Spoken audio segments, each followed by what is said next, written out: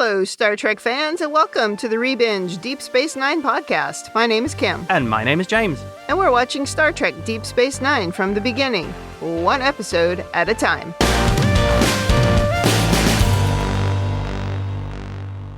Welcome back to the podcast. Today we are on Season 6, Episode 5, Favor the Bold. This episode aired October 27th, 1997. Before we talk about this one, anything to say about last week's episode? No, it was perfect. I had to look up the title of it because I couldn't remember. It was Behind the Lines. With one of the oddest Star Trek endings that felt like they just went, and cut, we're done. Yeah, it was both upsetting and a dud at the same time. I'm not sure how they managed that. Well, my opinion is I think these 3 episodes all flow together and they should have made it a to be continued. And if you did that, I think the ending makes more sense. Yes, you have mentioned that, and it's part of the reason why we're actually recording a day early, because I want to watch the next episode. Yes.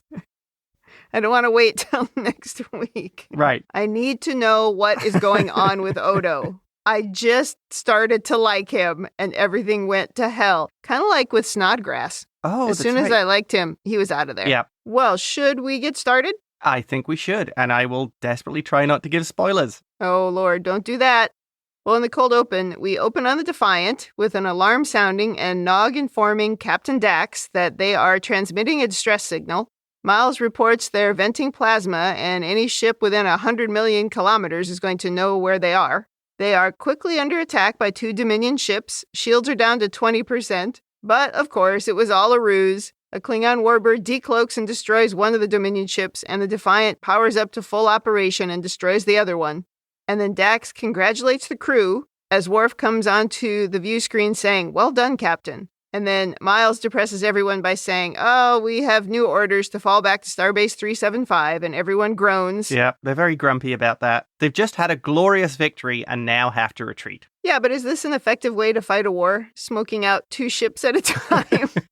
Well, it makes you wonder because the Defiant can cloak, the Klingons can cloak. Why aren't they just flying around Dominion space with the cloak on, wait for them to come along, and then just smoke them exactly like this? Yeah, I have no idea. Well, now we go to Starbase 375, and Jadzia is telling Sisko that morale is low. Duh. Yeah. And even the Klingons are starting to wonder if they can actually beat the Dominion. She says they need a victory and they need it soon. Sisko agrees, and he says he has a plan to retake Deep Space Nine. Big drama. Woohoo! Cue the theme song. I liked how Sisko was kind of picking on her here. He was like listening to her complaints and was like, oh yeah, and seemed to be very nonchalant. And then when she finishes her little rant, he's like, oh yeah, I got a plan. It's a big one. Also, I think sometimes Sisko can be a little prickly when people are complaining, but when it's the person who reports directly to you, right, when you're the manager, sorry to slide into leadership corner. It's what people tune in for, Kim. But sometimes it just has to be a safe space for the employee, or in this case, the crew member, to just be able to complain and get it off their chest. But yeah, he was holding on to that one. I'm going to summarize that some of that was because he knows Dax. They're friends, yeah. I do think Jadzia should have pushed back a little bit and picked on Sisko and said, isn't it called Terek Nor right now? It's not called Deep Space Nine.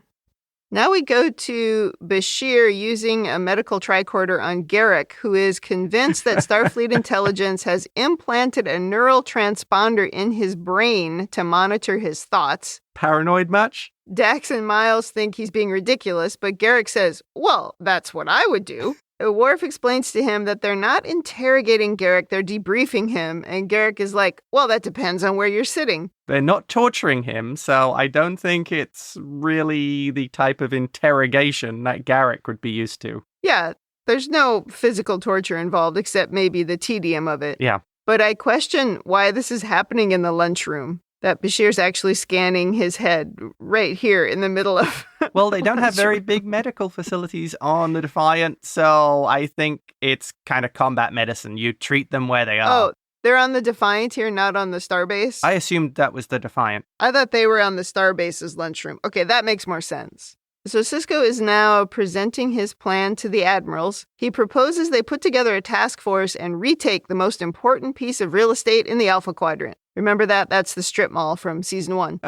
2 of the admirals, one of them Vulcan, which makes me suspicious, are a little hesitant, and one is worried that diverting forces will make Earth a tempting target for the Dominion. But Sisko reminds them Earth isn't the key to the Alpha Quadrant, the wormhole is, and whoever controls that station controls the wormhole. And amazingly, the Nagus figured this out in season 1, and it's taken them this long to work it out. Well, that's true. Now we go to Terek Nor and to Quark's bar, and Quark is telling Morn that he doesn't have to attend his mother's birthday party if he doesn't want to. And then when he sees Major Kira walk by, Quark runs after her. They agree that they need to try to talk to Odo together. Yep. Quark just does not understand why Odo hasn't done anything about Rom. Right. And they go to Odo's door, but there's a Jem'Hadar soldier and also a Bajoran soldier standing there. And the Jem'Hadar tells him that the Founders will not see anyone. And the Bajoran security guard says, Odo's orders were very clear that he's not to be disturbed until his guest has left. Hey. And his guest, the evil founder woman, Of course. hasn't left his quarters for 3 days. Quark and Kira don't even make it as far as knocking on the door, and they're forced to leave. Evil founder woman is following the first rule of a cult. Mhm. Isolate the victim from their friends and family. That's right. Cut him off. Well, inside Odo's quarters, he and the evil founder have apparently been experiencing intimacy as solids. Okay. And Odo in this scene could not look any more uncomfortable. They're like facing away from each other. He looks unhappy. I don't think it's going well. He does tell her that not all solids have sex this way, but humans and Bajorans do.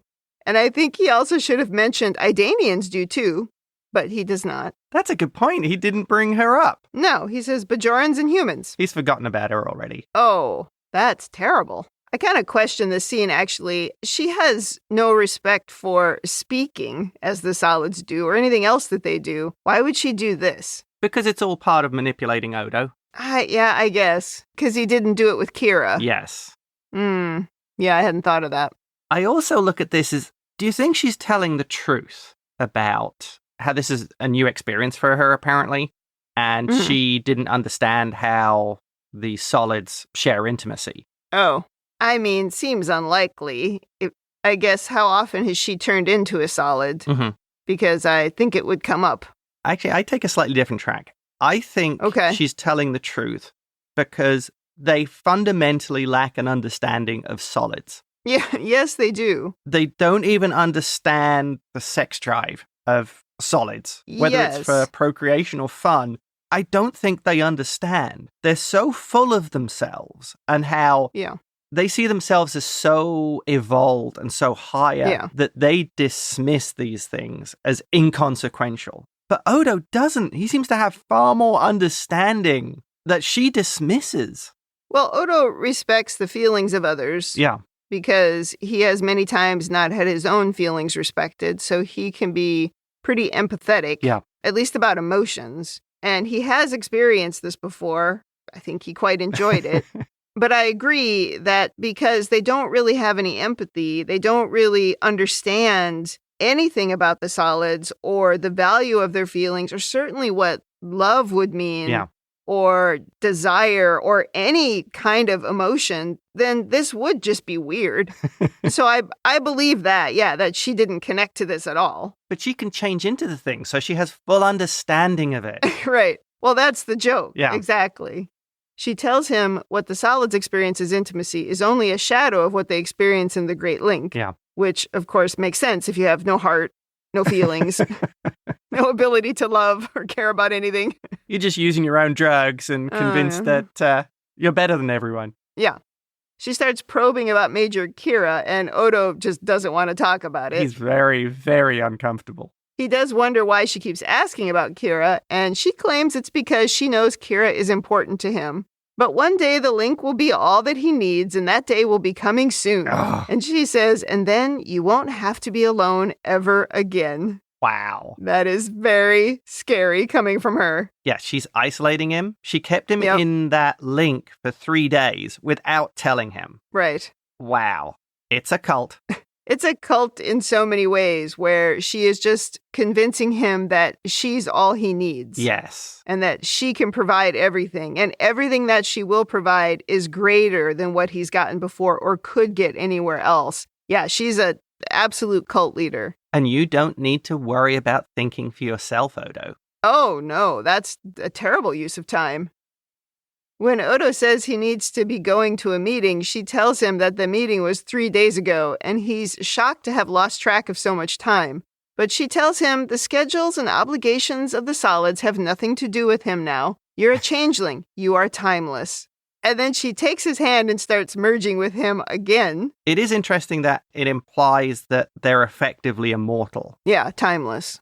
What's the point then? If the only thing you're interested in doing is being in the link, I don't understand what the value of that is. I mean, we talked about this way back when these characters were first introduced, but how are you evolving? What are you actually learning in the link? I don't get it. Really, they're not interested in evolving. No. Maybe I'll just jump into overanalysis here. It's hard not to. Every time I look at Odo compared to her, and what we know of the Founders, he is definitely an evolution. And he is a huge threat to her. Mm-hmm. It's very obvious here. She is trying to get him out of thinking for himself and those beliefs that Odo has. Yeah. Because worse than anything else, Odo is his own person, and he is unique amongst the Founders, right, or the changelings. And she's spending so much time reinforcing the message that she's been giving him all along, which is that no one else can understand you, no one else can love you, only the other Founders or the other changelings. Well, now we see Weyoun in the wardroom, I think, studying Ziel's painting. When Kira arrives, he asks for her opinion on the painting. It won a prize on Cardassia, and Ducat gave it to him, but he wonders if it's any good. He doesn't know how to judge it because his people lack a sense of aesthetics. He says, if that sense was important, the Founders would have included it in their genetic makeup. And Kira says, or they made a mistake. Very defensively, Weyoun snaps, gods don't make mistakes. Although sometimes it might be nice to be able to carry a tune. And just in case you needed anything more to reinforce the absolute callousness of the Founders, we learn the Vorta have no appreciation for music or art. They took it out of them or didn't program it in. And the absolute loyalty with them of gods don't make mistakes. Yeah. It makes Weyoun a sad character as much as a malevolent one. Yeah, he definitely is a sad figure. This sort of fanatical thing that he has. Oh, I can't appreciate art or I have no sense of aesthetics. And later we hear some other things like they have bad eyesight because the Founders didn't think it was necessary and they know best. Yeah. And then to just accept that is so bizarre. Maybe the Founders could have given you an opportunity to grow and learn to appreciate things and to have some uniqueness about yourself that's different from the other Vorta. But of course, from the Founders' perspective, none of that matters. Your feelings don't make any difference. Your individuality as a solid makes no difference because you're just a lesser creature. Yeah. You're like a bug to them. They don't care. And it's just so sad to hear someone accept that, well, this is for the best. Right. No, it isn't. We haven't really covered where the Vorta came from. So I asked you yesterday, like, oh, did the Founders create them? Like they created the Jem'Hadar? And you're like, no spoilers. So, okay, I'm not going to ask, but I don't know where they come from. I understand they think that they were created by the Founders, but we don't really know that at this point. We do get some background on where they come from. Okay. Well, Kira is not here to discuss art. She wants Rom released, but unfortunately, Rom is scheduled to be executed for an act of terrorism against the Dominion. Plus, Weyoun has discovered that Rom is the diabolical genius who came up with the self-replicating minds, so he must be punished. I think you'd want to employ him. Yeah, I agree. Or even you could have tried torturing him to find out how to destroy them. I mean, I don't know. They just don't make a lot of good strategic decisions. Well, Kira protests that Rom is married to a Bajoran citizen, and Weyoun really nastily says he's willing to believe, for now, that Rom's wife is not a co-conspirator in the plot. Kira just storms out at this point. That was a great little dig from Weyoun. If we're going to go down this route, do you want me to drag Lita into this? Yeah, you should be happy I'm not killing her, too. That was some grade A arch villainy from Wayun there. This is such an awful position for Kira to be in. Yeah. She has no power, she has no rights, and she's just got Dukat ogling her all the time. I mean, this is a nightmare for her. What's also bad is she brings up that they have a treaty and she'd protest to the Bajoran government. Yeah. Wayun is like, fine, we're not going to listen to them. Yeah, okay, have fun. So now Quark and Lita are visiting Ram in his holding cell. We learn that Kira has gone to the Council of Ministers to ask for an official protest. And Quark has even talked to Grand Nagus Zek, and he offered to buy Ram's freedom from the Dominion, but of course the Dominion doesn't care about money. I'm guessing if you want to carry on dating Moogie, you're probably going to have to help her son out here. Every now and then, you're going to have to do something. Yeah. Well, it all seems pretty hopeless, and Lita is quite upset, and she is wailing. Quark tells Ram that he'll think of something, and he'll get him out no matter what it takes. And Lita says if he does, she'll work the Dabo tables for a year for free. And Quark says 2 years, and Lita pretty quickly agrees. But Ram says it's more important to destroy the graviton beam than to save him. Quark reluctantly seems to agree to help. I really laughed here when Ram says to Quark, billions and billions of people are counting on you. And he says, boy, are they going to be disappointed. Oh, yeah. Oh, very Quark. Even in this very dark scene, they actually managed to get a few humorous points in. Oh, yeah. Like when Rom says, there are more important things. And Quark replies with, oh, well, the bar is doing fine. Thanks for asking. Yeah. Yeah, that was funny. Although, why would you let a terrorist to the Dominion have visitors? You wouldn't. Yeah, especially if you want to make an example of them. And they wouldn't have, scheduled some public execution. They would have just done it by now. I think it appeals to the Cardassian sense of, you know how they would basically like to have show trials? The Cardassians, yes. Yeah, that's true. Well, now we see Ziel sketching on the promenade. Kira approaches saying she wants Ziel to talk to her father about Ram. I liked how we got a sense of time here if she said she hasn't seen Kira for weeks. Yes, and we also hear that Ram's been in the holding cell for a week. Exactly a week, they say. And we immediately cut to Ziel going to Dukat's office, where he is acting all sweet and nice, but he of course says he can't do anything about Ram. Yes. Ziel is playing the right cards, though, by saying this is his chance to show Major Kira and the Bajorans who he really is, a forgiving and compassionate man, a great man.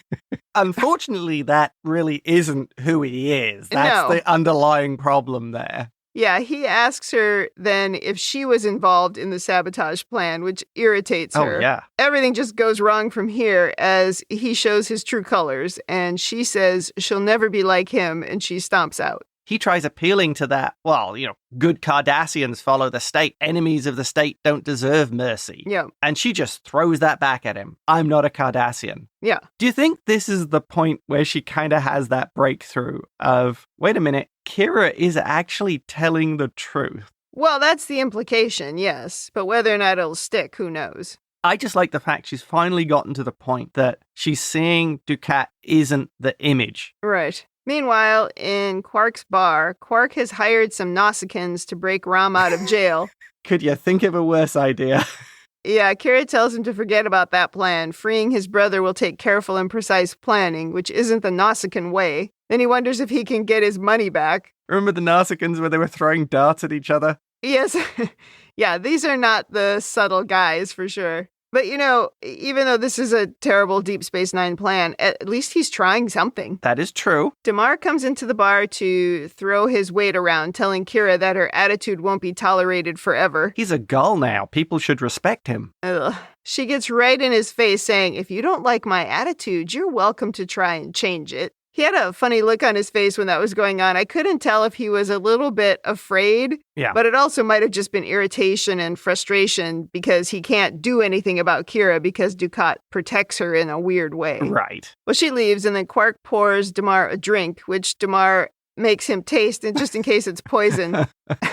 So he's going a little bit off the rails as well. You don't poison your customers. Yeah, and he tells Quark that he's a credit to his race, and then he starts bragging that they figured out how to deactivate the mines, and the entire field is going to be down in a week. And he says, and then the Alpha Quadrant will be ours. I think we're getting here the first hint that Damar might like to drink a little bit too much. It seems like it. Yeah, he's in here a lot. Yeah. And also Quark just says, do you just want the bottle? It's not a good sign. Exactly. I think as well, the other side of it is Damar likes to brag, although that does seem to be a Cardassian trait. Yeah, that's a Cardassian thing, the bluster for sure. And who's his role model? The biggest blusterer of all. Oh, yeah. Well, his idol. Yeah, his total idol. Absolutely. At the end of this scene, we have another really dramatic cue into the ads. And I only say that because there's so many times in this episode where we have big dramatic music before a commercial break. Oh, yeah. This is a great one for it. Back to Starbase 375, and Sisko is frustrated that the Klingons will not join the attack on the station. Gowron is concerned that the attack will leave the Klingons vulnerable, which was similar to what the Starfleet admirals were concerned with. Right. Worf suggests that Martog petition the Chancellor in person. Martog agrees and says Worf should come along because with an ally and an enemy telling him the same thing, Gowron will have to agree. That's a wonderful Klingon view of the world. It really is. Very black, very white. Yes. Back on the station, Quark is telling Kira about the minefield coming down, and he suggests that Odo could help. But Kira says to forget about Odo. He's not going to help. They need to figure out how to get a message to Starfleet. And just then Jake interrupts to say he's found a way to get a message to his dad. Turns out Morn is going home for his mother's birthday, and he has an encrypted message for Sisko hidden in one of his presents. I'm glad Morn is actually going back for his mother's birthday. I think you should. If it's possible, yes. Well, I guess the Jem'Hadar TSA won't scan a wrapped present. Oh, well. Is that the plan? I assume so. Well, off we go to Morn. And then we go back to Starbase 375, and Sisko has received the message, and it is literally a ticker tape, which is ridiculously funny. That's what I thought. Mm-hmm. Then I went back and watched it. The message was in the ribbon that the present was wrapped in. Oh, it wasn't a ticker tape. They had like a pattern that you can see. Oh, okay. Yeah. I was like, what is this about? Okay, I'm glad you noticed that. Well, Sisko tells the Admiral they've run out of time. They have to destroy the graviton emitter on Deep Space Nine now. It's their only hope. And we go to another dramatic ad break. This episode is full of the dramatic scene cuts. Yeah, and we cut back and forth a lot. Oh, yeah. It's like the thing that happens normally just at the end of an episode, but they do it for the whole episode. Yeah, there's a lot of threads going on here. Back to Dukat and Weyoun on DS9 watching the graviton beam take out the replication units on the mines one at a time. Here's where we learn that Weyoun and the Vorta have poor eyesight, and he can't actually see the flashes of light that Dukat is pointing at. Dukat says the entire minefield will be down in 78 hours, and Weyoun, in full Vorta mode, says, I knew you could do it. I never doubted you for a moment. We've always been the best of friends. Oh my gosh. Damar enters to tell them 2 large fleets have rendezvoused at Starbase 375. They don't know why. I thought we destroyed some big array a couple episodes ago that was letting them track all of our fleet movements. Oh, it's probably just one of the admirals who's a changeling passing information back. Oh, that's true. Yeah, good point. Nobody checked those 3 admirals in the briefing earlier. That's true. It could have been any of them. Yeah. I'm going with the guy who was worried about Earth. Yeah, it could have been him for sure. I do love it when, in this scene, when they talk about Sisko being promoted, and Weyoun says, good for him. It's that bizarre side of Weyoun. I can't even think of another character to compare it to. It's just so funny how it swings from ultra serious to sort of goofy and quirky, and how he will really lay it on thick with people about, we're friends. Yeah. When he did that with Sisko, when he tried to do that with Kai Wynn. All of that is just so funny. And then when the founders come and he goes into that totally reverent mode.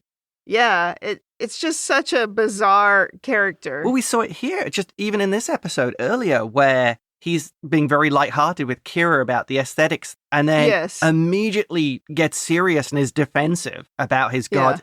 That ability to do a 180. It's almost childlike. Yeah. Oh. The ability to go from flashes of anger to just laughing about something. Yeah. It's very strange. Well, after Weyoun leaves this scene, Dukat asks Damar to talk to Zayal for him. Damar doesn't think that's a good use of his skills, but the ever overconfident Dukat says, "We're on the verge of a great victory, and I want my daughter by my side." Instead of figuring out what's going on in your Cardassian war, you've got your right-hand guy going to talk to your daughter. Right. Instead of doing the thing you need to win the war, this is how they behave. This is how they think. Is Dukat the ultimate Cardassian? I think so. And they always are concerned about how things look. Right. Which is part of that whole thing they have about they throw a scapegoat under the bus immediately. Yeah. They're always concerned about their reputations. Remember last week with the fight in the bar? Damar's first reaction is, it's not my fault. You need a scapegoat if you're a Cardassian. Yeah. So I think this is a good example where he's more concerned about how it looks. He wants her by her side so that it looks right. Yes, during the victory parade. She's a prop, yeah. Now we go to a cargo bay where Zial has finally figured out that everything Dukat says is a lie. Kira tells her not everything is a lie. She says he really does care about his daughter. Yeah, but as property... Well, yeah, that's a different thing. I struggle with this. Yeah. Does he care about her? Or is it because she's kind of a possession? Well, I don't know, because he has a bunch of kids from his wife, but they all dumped him and left. So maybe, again, it's just about showing something and showing that he does have family that sticks with him. Interesting. Yeah, it's a good question. What do you think? I see her as like some kind of bizarre accessory. Yeah. But also he's obsessed with Bajoran women. Yeah. Which she is part Bajoran. So it's probably mixed up with a lot of weird crap in his brain. Ugh. Yeah. Well, Kira does figure that Zial is just hurt right now and she'll probably get over it. Yeah. Damar now enters the cargo bay and tells Zial that her father needs to see her. When Zial brushes him off, he gives a big speech about her father being a great man and how she must now be a true daughter of Cardassia and stand beside him. When she says she obviously is not a true daughter of Cardassia, Damar grabs her roughly, sending Kira into immediate action. She basically beats him up, knocks him out, which absolutely shocks Zial. The look on Zial's face in this scene is hilarious, as she has just watched Kira beat the crap out of Damar and knock him over. It's priceless. Yeah. Then she asks Kira, "Did you kill him?" And she says, "No, I thought about it." Thought about it. Maybe should have. You could have just told Dukat, "Oh, he grabbed your daughter." Yeah. I didn't think you'd like that. I had to defend your daughter. It was completely justified. Yeah. I return to my theory that Bajorans are physically stronger than the Cardassians. I mean, they must be. She is 90 pounds if she's anything, and this guy is easily twice the size of Nana Visitor. It looks ridiculous. So I know ever since season 1, I think you've had this theory, something about the gravity differences on the planets. Yes. But yeah, it's a little out of whack. The other thing that worked for me in this scene was for the second time, Zial throwing out the "I'm not a true daughter of Cardassia." Right. I think it's reinforcing that she's come to the realization that no matter what, she's really not going to be a Cardassian. She can't be the Cardassians as they want Cardassians to behave. No. Well, back to the starbase, and Admiral Stuffed Shirt Ross comes in to wish Sisko good luck. He finds him reading Bajoran texts, which seems like a good idea right now to use any option in front of you. The Admiral asks if the emissary is looking for guidance. Sisko says he's looking for any help he can get, but he still can't really make sense of the prophecies, which, yeah, that tracks because we know they're all just riddles. Yep. Well, then we learn Sisko plans to build a house on Bajor. He describes it as a beautiful place, like Eden itself. He says no matter where he's stationed in Starfleet, Bajor will be home to him. I wonder what Grandpa Joe will think about that. Yes, I loved it when he said, "When I go home, it will be to Bajor." Yeah, he's really in love with that planet. This was my favorite scene of this episode. Yeah. I loved the way Sisko talked about Bajor and how obviously it's had such a big influence on him. He now considers it home. Right. And then reading the prophecies and trying to study those to see if he can get some insight. Yeah, I love that. I wish he'd tell us some of them. Yeah, what's in them? Or come up with some. On the Defiant, we see Nog in a spiffy new uniform. No more cadet clothes for him. Woohoo! Miles, of course, makes a little joke when he sees now Ensign Nog, saying, I didn't realize things were going so badly. But I think Nog is getting the humor and is getting into it because he replies, scary, isn't it? Yes, Nog he's in it, no doubt. Yeah. He spent enough time maybe around Miles. That was a good way, I think, of showing Nog becoming more comfortable in that environment and on the ship and with people like Miles. And he does thank Miles for all of his help. And Miles warns him not to let the uniform go to his head. He says he still has a lot to learn. Yes. But he does congratulate Nog. It's a very cute scene. I think so. Well, if we think about back when Rom was getting onto the different shifts when he joined the Bajoran crew. Right. We saw how much all of that meant to him, and he was trying really hard to become part of those groups. Nog has a better opportunity because it's different. Certainly when you're in a war situation, you're going to build bonds faster, but also being on a ship, so you've got the same group of people that you're working with so much. So I feel like they're both kind of reacting the same way, and it's good. I like it. Well, now Sisko takes back command of his ship, and the Defiant and the fleet move out. That was a fantastic space scene of all those Starfleet vessels. Yeah. These episodes have some amazingly good effects. Yeah, for the 90s, for sure. Television from the 90s, right. Yeah. And one thing in this scene that I think stood out to me was we see lots of different types of ships, but at 3716, it looks like it's a California class. Oh, really? Yes. Oh, I didn't notice that. That's funny. That sort of made me laugh. It's not the kind of thing I pay close attention to. I mean, I was maybe even taking notes when that was happening. I know other people get all excited about the ships. I don't really care. I just get excited by seeing the Defiant. Of course. Back to Tarek Nor, and Dukat tells Weyoun the Federation fleet is headed to the station. They realize now that someone must have gotten out a message about the minefield. But Weyoun says, no matter, we'll crush them. Nothing like confidence. Yes, but your leak is Damar, so ignore that at your own peril. This is dumb.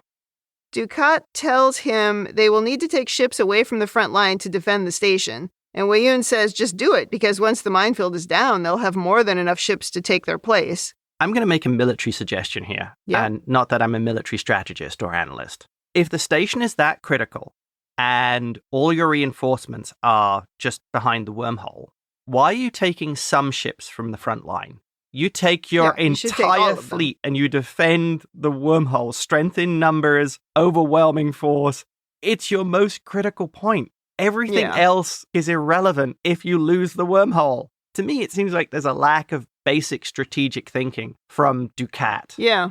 Well, I always wonder in situations like that, is that the writer's lack of strategic thinking because they've never been in situations like that? Or are they actually trying to make a point and tell us that the Cardassians and even the Dominion in this case are not strategic enough? I hope it's deliberate, that they're trying to show us they don't think of the big picture. This is the key to everything, and you're not throwing all your eggs into that basket. Okay. Well, Damar joins them, and he has a lot of visible bruises on his face. Yeah, he looks wonderfully beat up. I'm very impressed. Good job, Kira. He asks Dukat for permission to arrest Major Kira. Dukat is annoyed at Damar and asks what he did to Zial. He knows Kira would have only done this if she was defending Zial in some way. Yes. And then Weyoun interrupts and asks if the family squabbles can wait until after they've won the war. Well, Weyoun says, weak eyes, good ears. Yeah. So we learned a little bit more about the Vorta there. Yeah, they need good ears, because the founders say so. And again, Dukat, he's more concerned about personal matters than fighting a war. Yeah, because he's so confident they're going to win. The minefield's practically down. They've won. They pretty much won. Yeah, he has no focus. Yes. Now on the upper level of the promenade, Odo and the evil founder woman are watching the activity going on below. And you brought up musical theater in the last episode, and my one is going to be, this should be a whole musical number called Smugness of the Changelings. Oh, geez. It to me is like people watching ants. Yes. Like just looking down on something insignificant. Although, remember when Odo said he doesn't step on ants. We'll see. Odo still seems high to me as he's like, everything looks different to me now. He is so high. Oh, yeah. She says it's the solids. They're small and insignificant. And then they talk about how it's not their fault. They're trapped, confined to a single shape, a single perspective. It's so limiting. I was worried at this point in the scene whether the second level of the promenade was going to collapse under the self-righteousness of these two. Yeah, the weight of their egos. Odo even says he feels sorry for the solids, and evil founder woman says, they need our guidance, not our pity. Oi. Yeah. The irony, of course, is that the founders are the ones with a single perspective because they have too much power. Yeah, agreed. Well, Odo tells her they value their freedom, and she replies, we will have to break them of that. Well, Odo calls her on this, and she blames it on, the language of the solids is so imprecise. Yeah, it's just a manner of speaking, but I think that's exactly what she meant. Oh, completely. But she won't give him any more, just says something like, what must be done will be done. Yikes. Right. Odo does seem surprised about what she says there. Yeah. And he doesn't seem that convinced by her response of, it's just the language. No. Maybe he's starting to come down off that high. Yeah. I mean, you really liked that scene earlier with the Admiral and Sisko. I really like this scene just for that reason. Because maybe she let something slip a little bit that she shouldn't have. And it's always implied that they're gods. They don't make mistakes. Everything they do is carefully calculated. But I think she did slip. Yeah, I would Or agree. maybe she overestimated what she's accomplished with Odo and thought that he was fully drinking the Kool-Aid. But he's only carrying the Kool-Aid glass. I don't think he's completely immersed in it yet. That's an important point. I think she has been providing this very carefully manicured vision to Odo. And you said, she's not there by mistake. This is very targeted. Yes. And her, I just want to be with someone of my kind. No, she's directed at Odo. No, she's here for a reason. Yeah. Well, Weyoun interrupts to bring news of the war, and the founder woman sends Odo to his quarters, telling him not to worry. Ugh. And then when Weyoun tells her that she's doing a wonderful job with Odo, she does not take these comments well. She's like, he's a god. He doesn't need to be neutralized. She tells Weyoun bringing Odo home to the Great Link means more to them than the Alpha Quadrant itself, which is very interesting. I think so. Okay, I'm just wondering, is he really that important? Then why did you turn him into a solid and cast him out a few episodes ago? But okay. Yeah, but that was a long time ago. We should move past that, as she said. Yes, it's in the past. Okay. Yes. But we're timeless, so is anything in the past? No. Weyoun is immediately apologetic, of course, and almost scared that he has upset her. Right. And he tells her he meant no disrespect. But she's like, of course not. You're not capable of it. It's just gross the way she treats him. You're unengineered for disrespect. Yeah, exactly. Now we see Odo on the lower level of the promenade, and he spots Kira calling to her, but she's clearly avoiding him. He eventually does catch up to her, and she is, of course, very angry with him. Season 1 angry Kira. It's true. She asks if he has any idea what's going on, and he's like, I've been occupied. She tells him everything that's happened very quickly and very angrily. He tries to apologize, saying he's sorry, but she says, sorry? We're way past sorry, and she walks away. Odo might still be a little bit high here, so... Yeah, not quite with it. Did you notice in this scene, the frown lines on her forehead were really pronounced around the top of her nose makeup? On a 19-inch standard def TV, you couldn't really notice that. You couldn't see that, yeah. Well, either she's developed these just in the last 6 seasons of being on this show, or she really was mad. Well, back to the fleet. Did you want to say something about the special effects again? Or are you good? There's so many ships. On the Defiant, Nog is reporting a ship that needs to fall back and make repairs. And Garrick points out that's the 11th ship that has to fall out of formation. Thank you, Garrick. He's that guy, isn't he? Yeah, and then somebody complains about Garrick being negative, and he says, on the contrary. I always hope for the best. Experience, unfortunately, has taught me to expect the worst.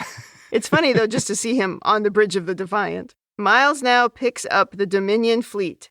1,254 ships coming at them. They're outnumbered 2-1. Those are not very good odds. No. If we look at some of the great naval battles, the British at Trafalgar were outnumbered, but only by 22% approximately. Yeah, 2-1 is not good. Sisko orders all ships into attack pattern Delta 2, and then he quietly says, there's an old saying, fortune favors the bold. I guess we're about to find out. And then we get a to be continued finally. The end. I assume that we won't always be outnumbered 2-1, or else we would all get killed. So Klingons or the other fleet, somebody must turn up to help. But anyway, not in this episode. You're going to have to watch the next episode to find out. Well, now I can. So do you have any overanalysis? Yes. Let's start off with Zial. Okay.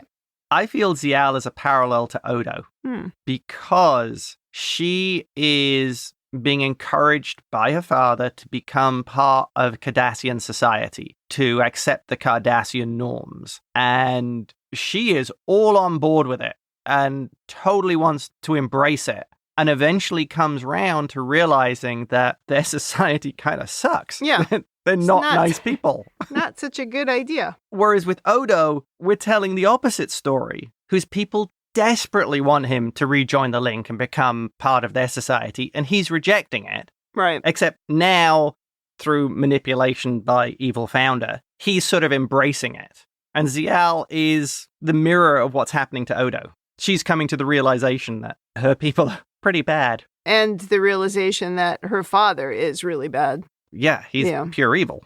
And I think the other thing with Zial is there's this undercurrent of the lack of Cardassian conditioning. Like when she says, I'm not a true daughter of Cardassia. Right. She's not been brought up with the requirement to conform and follow all those societies' norms. So you end up with this individual who's a little naive because she's young, but isn't a bad person and is not indoctrinated. And I think her conversation with Damar is a real indication. Damar would expect someone to follow what they're being told to do, talk to their father. Yeah. And I think that's why he reacts so badly to it. It's so alien to what he would expect. Although he's mad about everybody not showing enough respect. Yeah. So that's mixed in there too with him. But yeah, I get your point. And Zial wasn't raised with those daily announcements of looking to the children. Right. And having to go outside on the roof of a building every day at 2 o'clock and watch the stupid video. And the literature, And the literature. Yeah. No, she's not a child of Cardassia. She wasn't raised there. And imagine how confusing it is to have that, what was the line? The natural xenophobia? Of her people, yeah. Yeah, you've got the natural xenophobia, and then you've also got the side of you that is the so-called lesser species. That must be very confusing. Well, let me ask you this. I've always taken the line of the natural xenophobia as it's just an excuse for their society ingraining racism against other Oh, peoples. of course, yes. Of course, yeah. It's not natural. That's just an excuse. Next thing, talking of Cardassians, let's talk about Garrick. When it suits him, he talks openly about having been a member of the Obsidian Order. Yes, I noticed that. And when it suits him, he's like, I'm just a simple tailor. And before that, I was a gardener. Yes. It's like my alleged involvement until he's comfortable saying it. Or maybe until he's tired and cranky. I think it's just Garrick doing that. I will be what best suits me and my survival and well-being in the situation. Oh, absolutely. He said it to Zial. I am a survivor. Yes. But I do think he's softened a bit.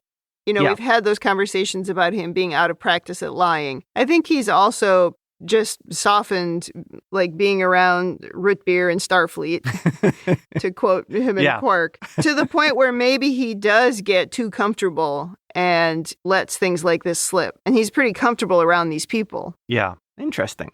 That he sort of lets his guard down at times. Yeah, but to your point, he might do that on purpose as a weapon or a tool to get something else. And now on to Odo. We have to talk about Odo. I think when she said he was the most important thing in the Alpha Quadrant, it was actually true.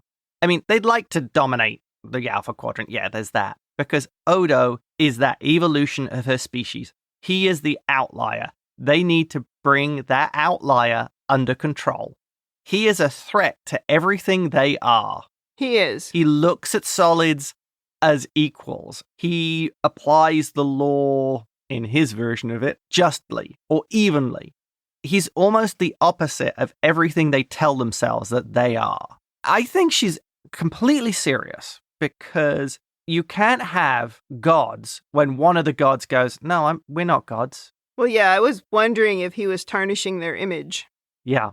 I think that's really what she means, that once you start having founders questioning themselves and wanting to be individuals, yeah, that can become part of the link, but still seem to value their individuality because he did refuse to join. That's a whole threat to the groupthink. And they thought they'd neutralized him and cast him out. Yep. And then he got his powers back. And this whole thing is Plan B. Oh, interesting. And when Weyoun says neutralized it, even if the founders are telling themselves that, no, they're not neutralizing Odo, they're just trying to bring him back into the fold, Weyoun could see what they were doing. Weyoun could tell what she was up to. Well, yeah, I think they might know that that's exactly what they're doing, is trying to neutralize him. But what they don't want is Weyoun or some solid looking at it that way. Yeah. Like, you don't have the right to make that judgment. That's a good take, yeah. Lesser creatures shouldn't be questioning our motives. Oh, totally. I suppose there is an extent that if that got back to Odo somehow, it would change his opinion. I don't think he would necessarily like her exploiting his need to make a connection with his people.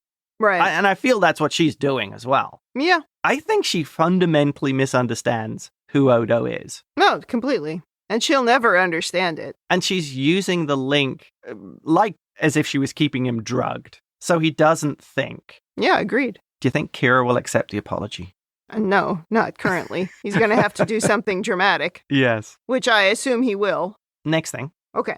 It doesn't seem very honorable for Klingons to lurk cloaked in ambush, does it?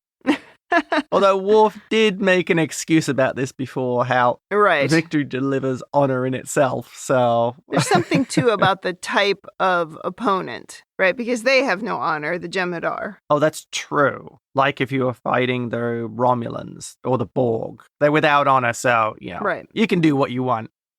And I think my final point is, this episode, again, I think reinforces that idea that the Cardassians focus on tactics and can't see the bigger strategic picture. How they have all these reinforcements behind the wormhole and they're pulling forces back. It's like, you need those reinforcements. You need the wormhole open. Everything revolves around it. Yeah. Why can't you see how important that is? And also, I think Dukat is that promoted beyond his abilities. To paraphrase Garrick, gulls who are more interested in their ego than their ability. Yes. Yeah. Agreed. So that wraps up my overanalysis. Over to you, Kim. Well, the only other thing I put is that considering the extreme position on enemies against the Dominion, I'm completely shocked that they brushed off the leak of info off of the station. Imagine if Weyoun knew it was Damar who has been giving info, albeit accidentally, to the Resistance. Yeah. But he's just like, oh, no big deal. Yeah, that's true. Yeah, that doesn't track. Do you think it's because they're still trying to play nice with the Bajorans? Well, maybe, but you gotta also look within your own ranks, is my point. Yeah. Because that's where the leak is. I wonder if that speaks to the arrogance of the Dominion and the Cardassians of almost, well, it doesn't matter if we have leaks. We're going to win anyway. Yeah, I imagine the arrogance is coming into that again. Yeah. We've almost won the war, so why bother? Well, that was my only other thing that I had in overanalysis, so I will just go to women in the future. Not a ton to say here. I'm glad Zial is seeing her father a little bit more for who he is, and she's not quite as naive and dumb as she has been. But I also think she's in a completely impossible situation where she's never going to be accepted by the Cardassians and she's never going to be accepted by the Bajorans. And she doesn't even quite know exactly who she is at this point. Yeah. And does she end up staying on the station just because of Garrick and Kira? And that's not a life either of just those two people. But I almost feel like they've created this character who she has no way out. She's either got to be killed off as part of the story, so I'm a little worried about her future, or she has to leave. She has to go somewhere else. Yeah. So I don't think her future is on the station, but I'm at least glad at this point that they seem to be lifting the blinders off. Yes. And then Kira being extremely angry. I know I complained a lot in the beginning of the series in season 1 about Kira just being the stereotype of an angry woman, and we've come a long way since then. And I do feel like her anger is well earned here. And I also feel like she couldn't be any more frustrated. Just being in this horrible situation where she has to put up with Dukat and all the disgusting things that he does. But at the same time, she's feeling so helpless now because she's lost her biggest ally.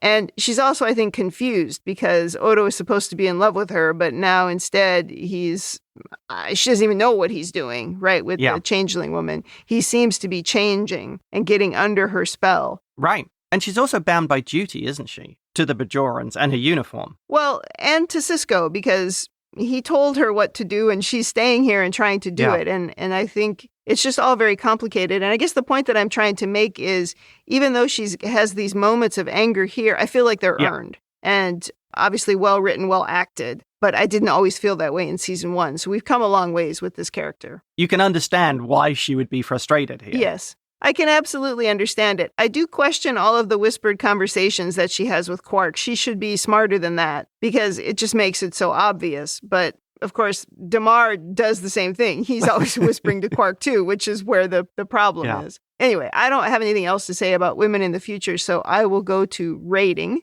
Thumbs up, thumbs down, or neutral. What is your rating? Absolute thumbs up. Such a good episode. Really building on the foundation of the last episode. A great middle piece of a 3-parter. Of course, I remember these episodes because they were so good. Yeah. Thoroughly enjoyable. My favorite part is the Sisko scene where he's talking about how Bajor has really changed him. And I just love the special effects. In summary, thumbs up. Well, I'll give this one a thumbs up too. Yay. It's a better episode than last week.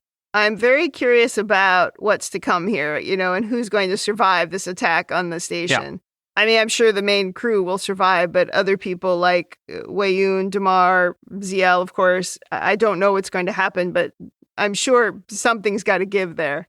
And also, I really need to know what is going on with the founder woman and what is going on with Odo. But at least here, the way, in this episode, the way they did it compared to last episode, I'm intrigued. Yeah. Rather than the last time, I was like, that didn't make any sense. And it just ended. At least here, they've built something up, and now I want to know what happens. Oh, agreed. Does that wrap up Season 6, Episode 5? I have one other thing to say. Okay. Final. This, to me, is one of those episodes where I feel Discovery is the love letter to Deep Space Nine. These are great episodes, but they don't feel like pure Trek. These feel something different. And I feel a lot of Discovery captures that. That is a great point. This does feel like a Discovery episode. We haven't seen Discovery for a while, so I've kind of forgotten about that. But you're right. The sometimes heavy emotions, the concern for the individuals and the relationships, but a darker story going on around them. That's pure Discovery. Right. That's an excellent point. People who complain about it, it's like, did you not watch this show? It's very similar. Yes. Yeah, no, it's a great point. I think that finally wraps it up for me. Okay, all right. So that wraps up Season 6, Episode 5. Come back next week for Episode 6. In the meantime, if you'd like to tell us your own over-analysis of this or any episode, or if you just want to say something nice, you can email us at ReBingeIT@gmail.com or tweet us at ReBingeIT. We're also on Instagram and YouTube at ReBingeIT. We have a Patreon at patreon.com/Star Trek TTM that covers all of the podcasts on the Talk Through Media Network. And I have mentioned the Facebook group before. You can join it by going to facebook.com/groups/Star Trek TTM podcasts. Thanks for joining us on the Rebinge Deep Space Nine podcast. That's it for me. And that's it from me.